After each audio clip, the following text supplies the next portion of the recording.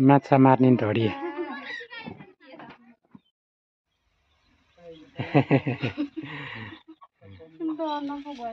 गिलो रोटी है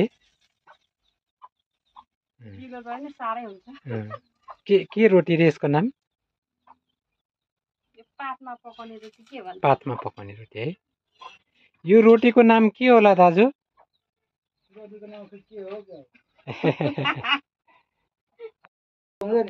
योलाई चाहिँ बर्मी बर्मी भन्छ अनि यो चाहिँ कोइराला होइन टाँकी है टाँकीको चाहिँ मुन्टा पनि खान्छ है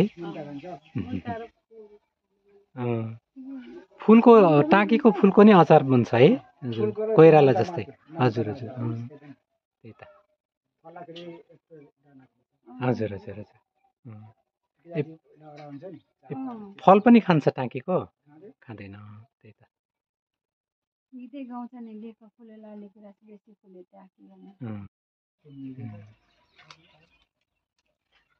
मकै पाक्दैछ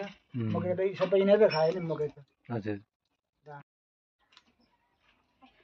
पछि त हाम्रोमा त 4 महिना 5 महिनामा त यत्रो यत्रो हुन्छ चाकरै छैन घाँसे अझ त अब घाँस पला हुन्छ भने घाँसै थिएन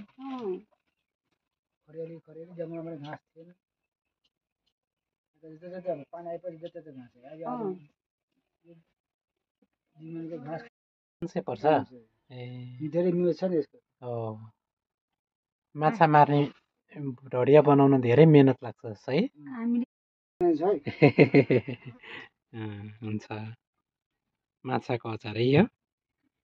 यो रोटीलाई चाहिँ नाम छैन अर्को तेलमा पकाउनेलाई चाहिँ के भन्छ अरे सेलरोटी हजुर त्यो भइहाल्यो चप्काउने नै भन्यो न यो ए के चप्काउने भन्छ यसलाई